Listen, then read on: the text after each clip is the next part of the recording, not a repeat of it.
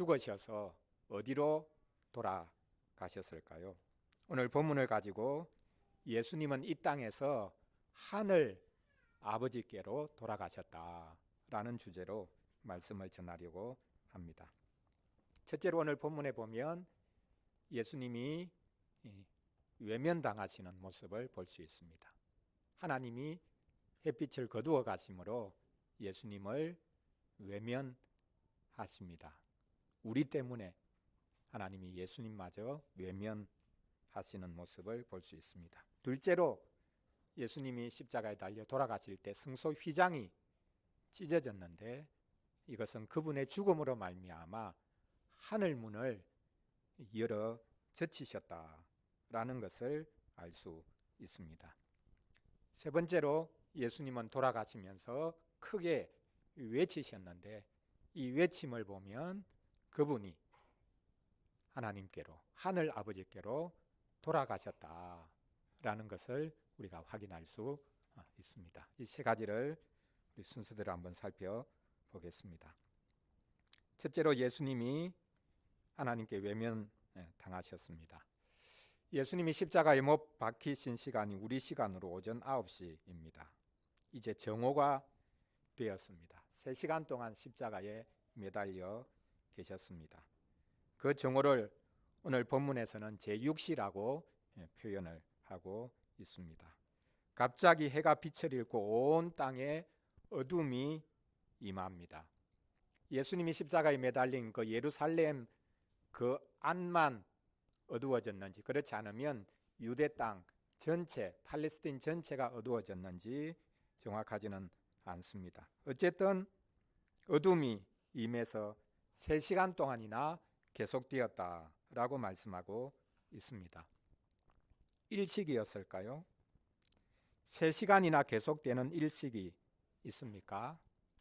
지금 예수님이 십자가에 매달리시는 이 기간은 6월절이 시작되는 기간입니다.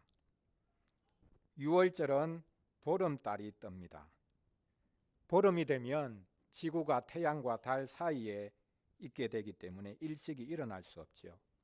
그런데 갑자기 해가 빛을 잃고 3시간 동안이나 땅에 어둠이 임했다고 말씀하고 있습니다. 예수님이 십자가에 매달리시자 하늘에 징조가 나타난 것입니다. 이 징조가 무엇을 보여주는 것일까요? 자연 만물조차도 슬퍼하고 있을까요? 구약 성경 아모스 8장 9절 10절에 보면 바로 이 해가 빛을 잃는 것, 이것이 바로 하나님의 심판임을 말씀하고 있습니다. 예수님께서 종말에 관한 말씀을 하실 때도 우주 전체가 흔들린다, 해가 빛을 잃는다, 그렇게 이미 말씀하신 바가 있습니다. 아모스 8장 9절 10절 우리 찾아서 한번 읽어보도록 하겠습니다. 구약 성경 아모스입니다. 아모스 8장 호세아, 요엘, 아모스이죠. 아모스 8장 9절 10절 말씀 우리 찾아서 같이 읽어보겠습니다. 여기 보면 하나님께서 말씀하시면서 해가 어두워지고 캄캄하다, 그렇게 말씀하고 있습니다. 우리 같이 읽어보겠습니다. 주 여호와의 말씀이니라. 그날에 내가 해를 대낮에 지게 하여 백주의 땅을 캄캄하게 하며 너희 절기를 애통으로 너희 모든 노래를 애곡으로 변하게 하며 모든 사람에게 굵은 배로 허리를 동이게 하며 모든 머리를 대머리가 되게 하며 독자의 죽음으로 말미암아 애통하듯 하게 하며 결국은 공고한 날과 같게 하리라. 대낮에 해가 지게 하겠다, 이렇게 말씀합니다. 근데 지금 예수님이 십자가에 매달려 계실 때 해가 진 게 아니죠. 해가 그대로 있습니다. 있는 상태인데 해가 빛을 잃었다. 그것이 3시간이나 계속되었다라고 말씀하고 있습니다. 유대인들이 해가 빛을 잃는 것이 무엇을 말하고 있는 것인지 알고 있습니다. 하나님의 심판이 임한다. 종말의 때에 이런 일이 일어날 거다라는 것 알고 있습니다. 그러면 유대인들이 어떻게 해야 하겠습니까? 회개해야 하겠죠. 그냥 단순히 자연현상이 아닙니다. 회개해야 할 것인데 유대인들은 회개하지 않습니다. 해가 빛을 잃은 심판의 징조가 사실은 아무런 효과가 없었다고 볼 수도 있습니다.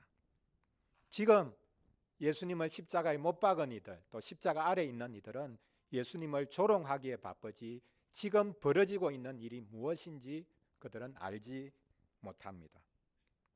사실 하늘의 징조가 있다고 하면 예수님이 병든 자를 고치고 많은 기적을 행하고 다니시니까 유대인들이 계속 요구하는 게 그거죠. 하늘로부터 오는 징조를 우리에게 보여달라. 예수님이 하늘로부터 오는 징조를 보여주신 적이 없습니다. 지금이 바로 그때라고 할 수 있을 것인데 하늘에서 징조가 있다면 어떤 징조가 있어야 되겠습니까?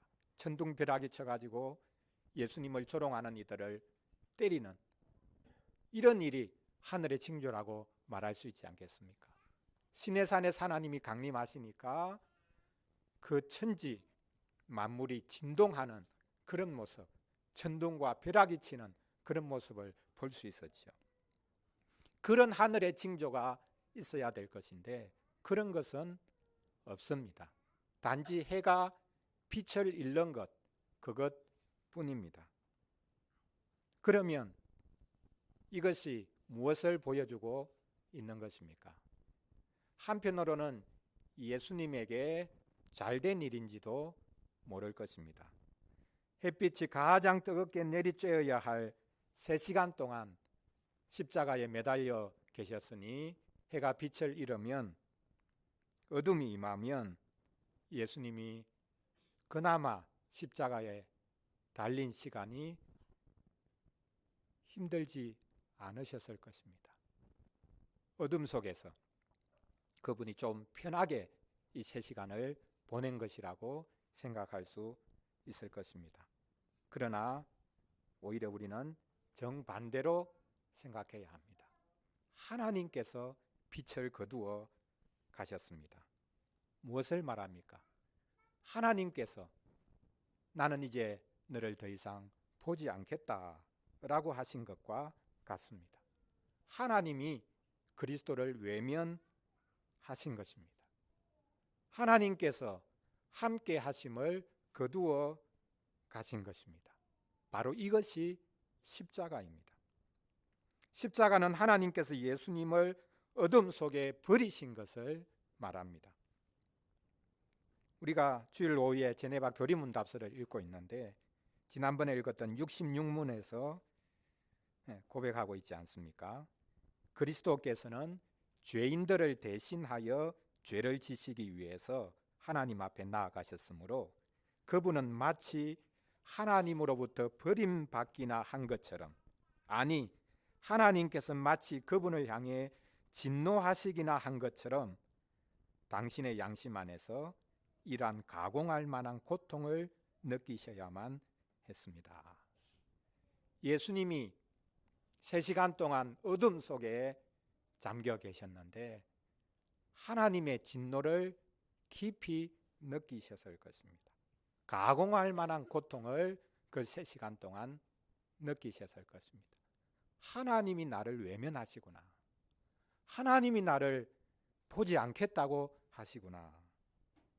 이것을 3시간 동안 깊이 느끼셨을 것입니다. 그래서 이 어둠은 예수님의 고통을 줄여준 것이 아니라 오히려 예수님의 고통을 더 가중시키신 것이죠.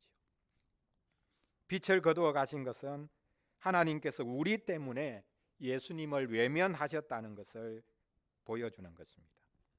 예수님은 그 3시간 동안 깊은 어둠 속에 계셨습니다. 우리를 대신하여 하나님께 철저하게 외면당하셨습니다. 우리가 하나님께 외면당해야 할 것을 그분이 홀로 다 당하셨습니다. 그렇기 때문에 오히려 우리는 이것을 통해서 그분이 철저하게 우리와 하나 되셨다라는 것을 우리가 확인할 수 있습니다. 그분의 십자가가 우리와 하나 되기 위한 것이었다라는 것을 우리가 확인할 수 있습니다. 예수님은 그 어둠 속에서 깊은 고독 속에 계셨습니다. 그렇게 사랑하던 아버지께서 자기를 외면하시는 것을 경험하셨습니다. 주의 백성들이 하나님을 떠났기 때문에 하나님께서 그들을 향해 얼굴빛을 거두시고 고개를 돌려버리시는데 바로 그것을 예수님께서 우리 대신해서 겪고 계십니다. 이것이 바로 태양이 빛을 잃은 이유입니다. 둘째로 예수님이 십자가에 매달려 돌아가시기 직전에 오늘 본문에 보면 성소 휘장이 찢어졌다라고 말씀을 하고 있습니다. 이것은 예수님이 그분의 죽으심으로 말미암아 이제는 우리를 살려주실 뿐만 아니라 하나님께로 나아가는 길을 여시고 천국 문을 활짝 열어 젖히신 것을 보여주고 있습니다. 예수님이 십자가에 달리시자 해가 빛을 잃었을 뿐만 아니라 성소의 휘장이 찢어집니다. 이 휘장이 어떤 휘장인가 라고 많은 이들이 궁금해합니다. 성소 안에는 휘장이 두 개가 있죠. 성소에 들어가는 바로 입구에 휘장이 하나 있습니다. 그리고 성소 안으로 들어가면, 성전 안으로 들어가면 성소가 있고 제일 마지막에 치성소가 있는데 이 성소와 치성소 사이를 나누는 휘장이 있죠. 두 개의 휘장이 있는데 이 휘장 찢어진 것은 어떤 휘장이냐? 성소 입구에 있는 휘장일 거라고 생각하는 이들이 있지만 많은 분들은 마지막 끝에 있는 휘장, 성소와 치성소 사이를 나누는 휘장, 그것이 찢어졌다라고 생각합니다. 왜 성소와 치성소를 나누고 거기에 휘장으로 가립니까? 지성소에 함부로 들어가지 못하도록 하기 위한 것입니다. 지성소에 무엇이 있습니까? 지성소에 뭐가 있죠? 딱 하나 있죠. 기구가 있습니다. 언약궤, 하나님의 궤가 있습니다. 그 법궤 뚜껑이 금으로 쳐서 두껍게 만든 판, 법궤 뚜껑이 바로 하나님께서 발을 올려 놓으시는 곳입니다. 즉 이 지성소 법궤는 하나님의 보좌라는 것을 알 수 있습니다. 왕궁으로 들어가면 왕궁 제일 중심부에 왕의 보좌가 딱 자리를 잡고 있지 않습니까? 거기에 나아가서 백성들이 아련을 합니다. 바로 그 하나님의 보좌, 그것이 지성소에 있는 법궤입니다. 그 보좌로 나아가는 길이 막혀 있었습니다. 여러분, 우리가 구약 성경의 이 성소 그리고 성전을 짓는 모습에 보면 이 휘장에 새겨진 것이 있죠. 휘장에 뭐가 새겨져 있습니까? 천인데 그 천 위에 천사들이 새겨져 있었습니다.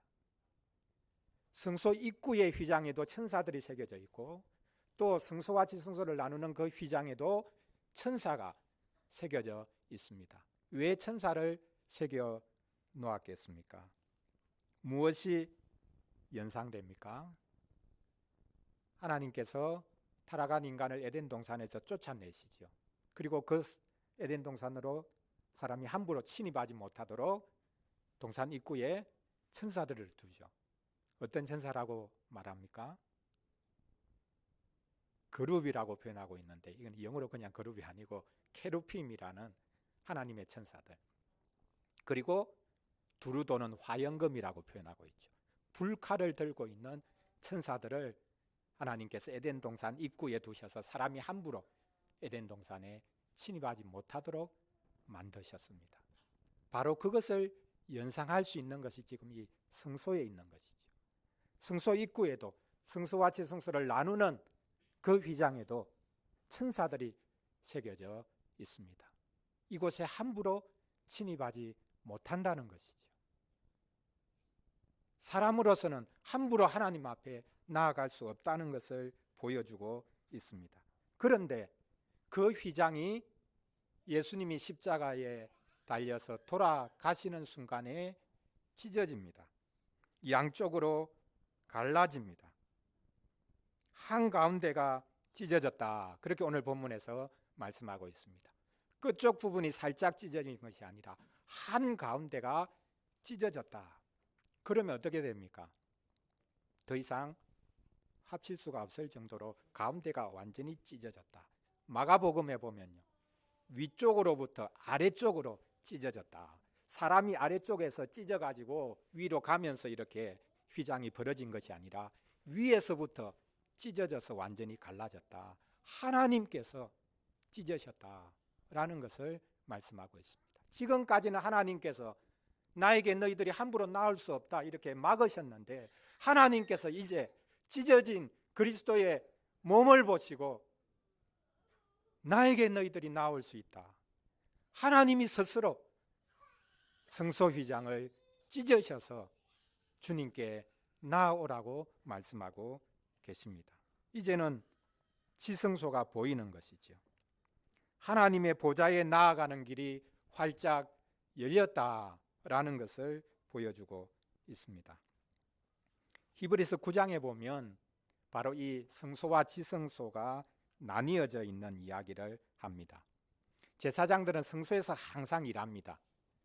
그런데 제사장이라도 지성소에는 함부로 들어갈 수 없다라고 말합니다. 이게 구약시대에 하나님께서 주신 규례입니다. 지성소에는 대제사장이, 그것도 1년에 딱 하루 대속죄일이죠.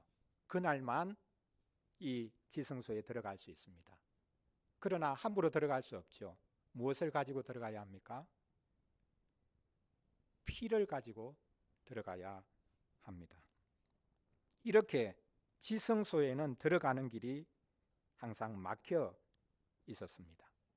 그런데 예수님이 자신의 피를 흘려 단번에 성소에 들어갈 수 있게 해주셨습니다. 그것이 바로 히브리서 9장 12절 말씀인데요. 우리가 히브리서 9장 12절 말씀 한번 찾아서 읽어보도록 하겠습니다. 히브리서 9장 12절 말씀입니다. 11절에 보면 이렇게 기록하죠. 그리스도께서는 장래 좋은 일의 대제사장으로서 손으로 짓지 아니한 것 곧 이 창조에 속하지 아니한 더 크고 온전한 장막으로 말미암아, 하늘 성소에서 그리스도는 대제사장으로 일하셨다. 이렇게 말씀하고 있습니다. 12절입니다. 우리 같이 읽겠습니다. 염소와 송아지의 피로 하지 아니하고 오직 자기의 피로 영원한 속죄를 이루사 단번에 성소에 들어가셨느니라. 여기 성소가 바로 지성소입니다. 단번에 그리스도께서는 자기 피를 흘려서 하늘 성소로 들어가셨다.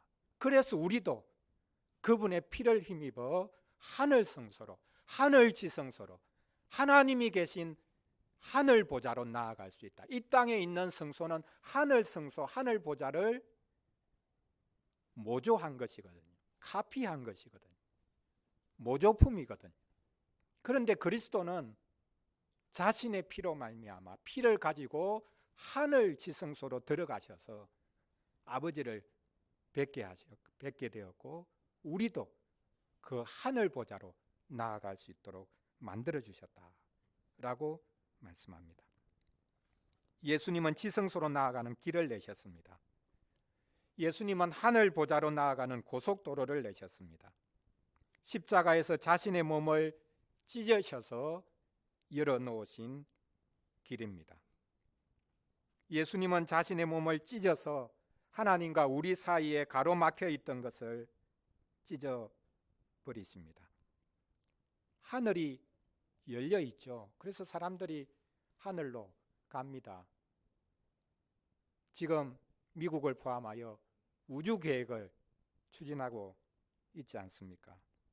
우주로 나가자. 지구가 멸망하면 우주에서 우리가 살 수 있다. 우주 계획을 세웁니다. 그러나 예수님이 십자가 지신 이것이야말로 가장 우주적인 프로젝트입니다. 하나님과 우리 그리고 하늘과 땅을 연결시킨 프로젝트가 바로 십자가이기 때문입니다.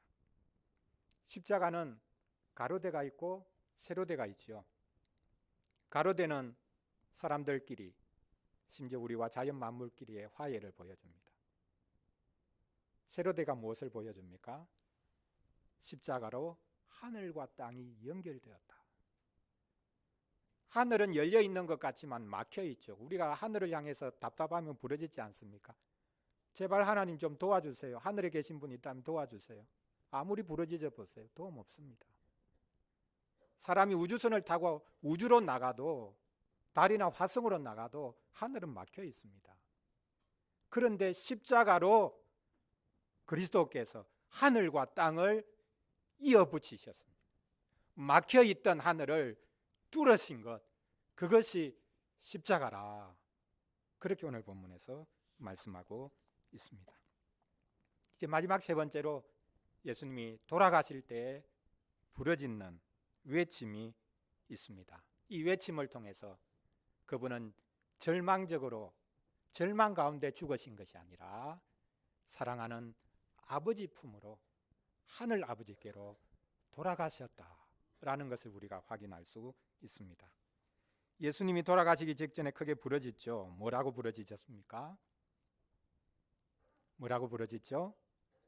아버지, 제 영혼을 아버지 손에 부탁합니다. 뭘 부탁한다는 말입니까?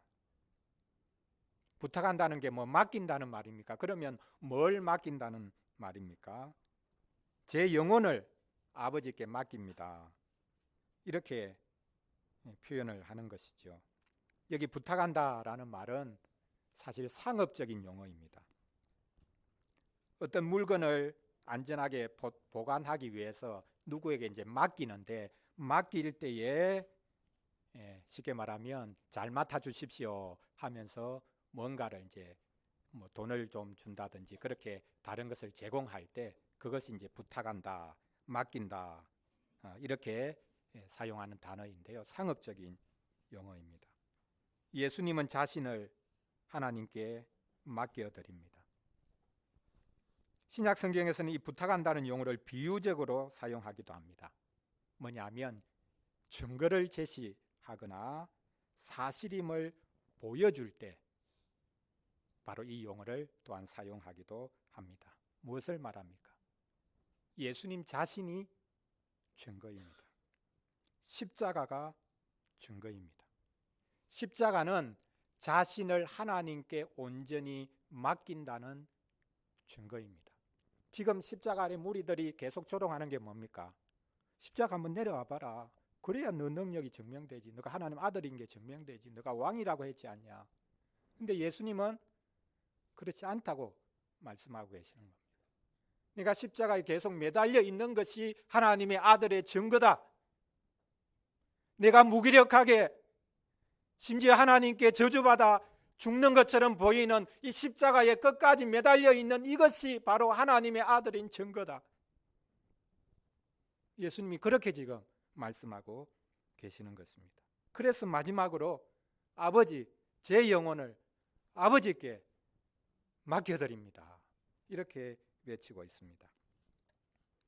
제 영혼을 아버지께 부탁합니다 라는 이 말씀은 시편 31편 말씀의 인용인데요. 시편 31편은 다윗의 시편이라고 알려져 있습니다. 그는 대적들의 공격에 시달리고 있기에 하나님, 제가 다른 데 피할 데가 없습니다. 하나님께 피합니다.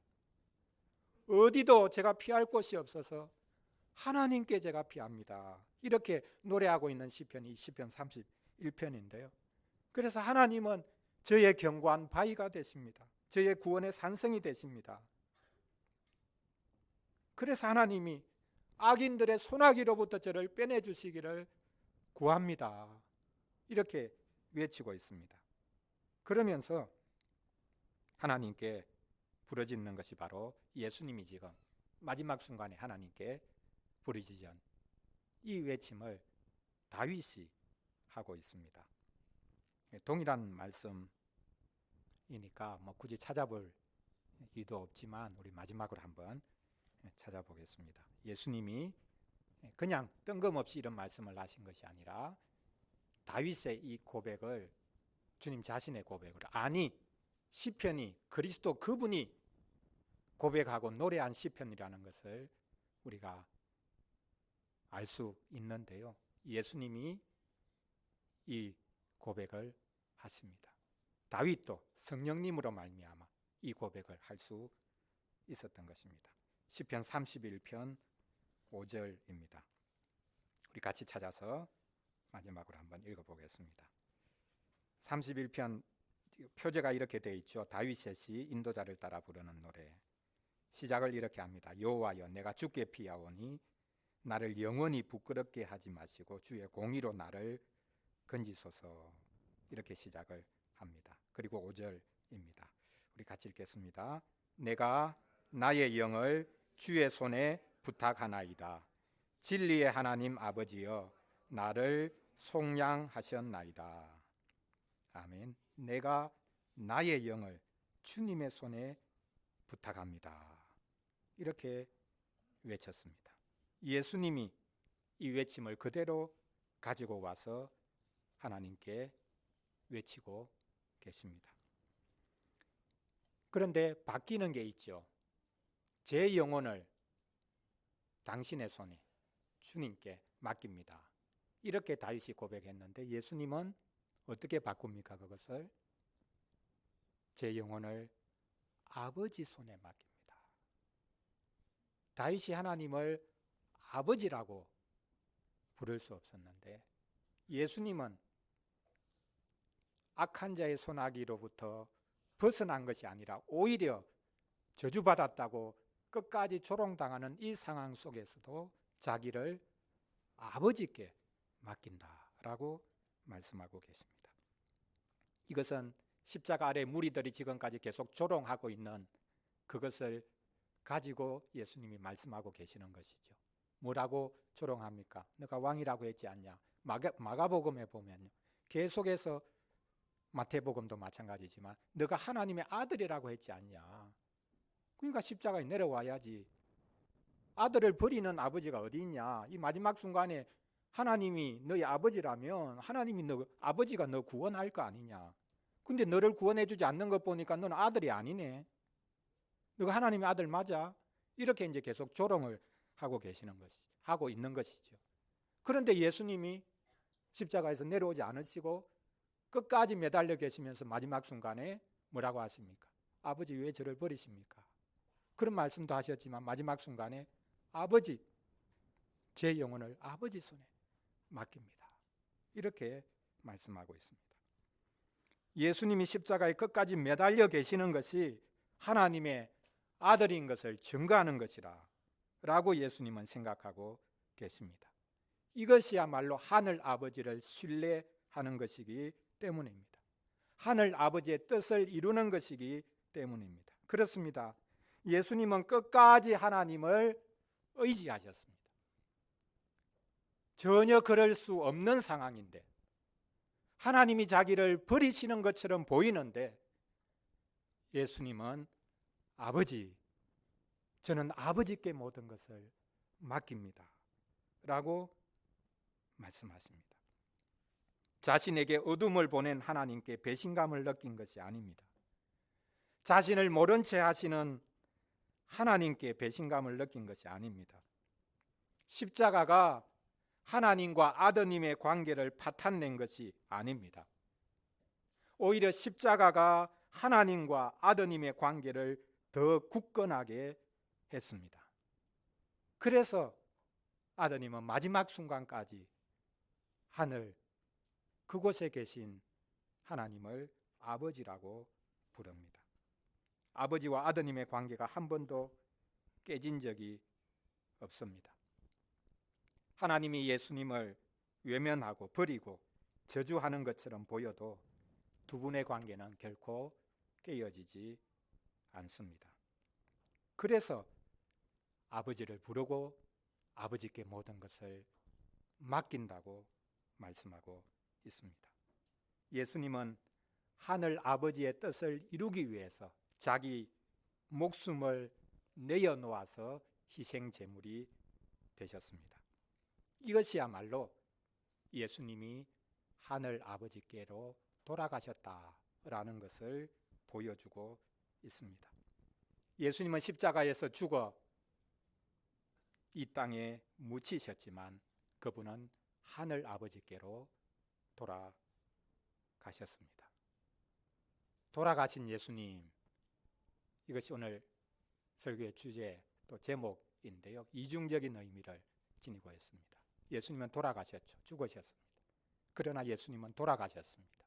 아버지께로 돌아가셨습니다. 예수님은 하나님께 버림받은 것처럼 보였지만 그분은 하늘 아버지께로 돌아가셨습니다.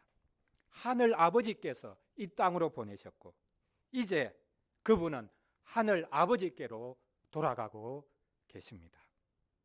하늘 아버지께서 그분을 기쁘게 두 팔 벌려 환영하실 것입니다. 사랑하는 성도 여러분, 사람이 죽으면 어디로 갑니까?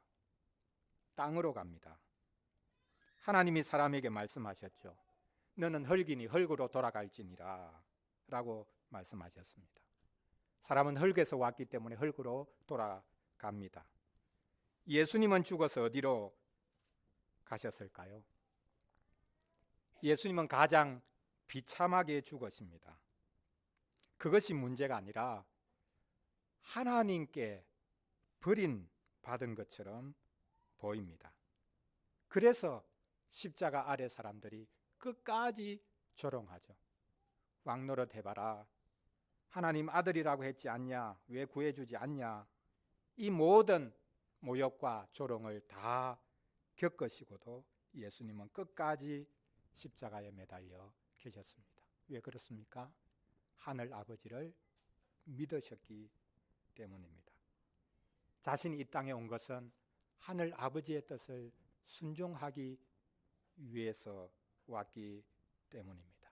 그래서 이제는 마지막으로 그분은 자신의 몸을 찢으셔서 하늘 아버지께 나아가는 길을 열어 놓으셨습니다. 이 땅에 세워진 십자가가 하늘을 찢었습니다. 하늘에 구멍을 낸 것 정도가 아니라 하늘을 확 찢어서 이제는 우리가 하나님께로, 하늘 아버지께로 나아가는 길을 여셨습니다.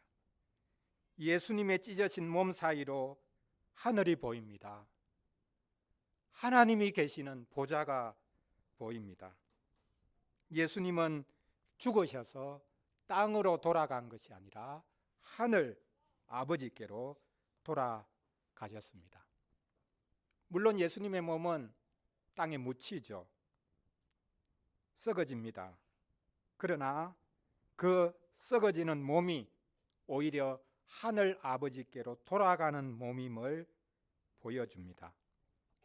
예수님의 죽음은 하나님께 버림받는 것처럼 보여도 하나님께 돌아가는, 하나님의 품으로 돌아간다는 것을 보여주는 죽음입니다. 예수님의 죽음이 가장 큰 슬픔이지만 우리에게는 가장 큰 소망을 안겨준다는 것을 알 수 있습니다. 이번 한 주간 우리는 고난 주간을 보내게 됩니다. 주님이 고난 받으시고 우리를 위해서 죽어주신 것, 이것이 우리의 구원이 되었으니 이 한 주간 우리에게 슬픔도 있겠지만 그러나 가장 큰 소망과 감사가 넘치는 복된 한 주가 될 수 있기를 바랍니다. 기도하겠습니다.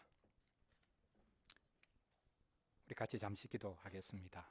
오늘 종려주일 예수님은 예루살렘으로 입성하십니다. 왕의 행차를 보이기 위해서 군마를 타고 승전가를 부르면서 예루살렘으로 입성하신 것이 아니라 고난받으시기 위해서 입성하시죠. 그래서 나귀 새끼를 타고 입성하십니다. 하십니다. 호산나라고 부르는 무리가 한순간에 돌변해서 예수님을 십자가에 못 박으라고 할 것입니다. 그 고난의 한 주간이 시작됩니다. 우리를 위해서 다 받으셨습니다. 내가 다 받을게. 너희가 받아야 될 건 내가 다 받을게. 하나도 남김없이 내가 다 받을게. 이것이 마지막 한 주간 주님이 받으신 고난입니다. 우리가 주님께 감사할 수밖에 없습니다. 이 시간 같이 주님께서 하나님께 외면당하시고, 그러나 그것을 통해서 오히려 하늘 문을 열어놓으시고 하나님께로 돌아가시면서 우리를 끌고 주님께로, 하나님께로 가신 그 은혜를 감사하며 우리 같이 잠시 기도하겠습니다.